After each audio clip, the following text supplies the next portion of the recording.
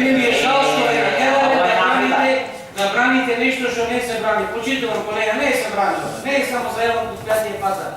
Пари нема. Да видиме начишто. Значи, кај се пари? Нешто ќе се остават овие финансиски планови, нешто ќе биде реализирано. Ова што сега го прочитавте, можете да ви го кажете на пауза. Видите, јас го прочитав тоа. Го знам дека е така, знам директор што напиша. Не го праша да ми одговори.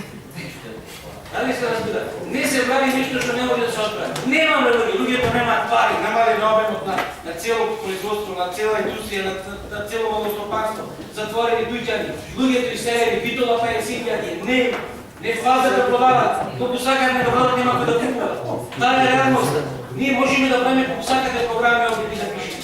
Нема да бидеме реализирани, затоа што нема пари. Парите се одите некаде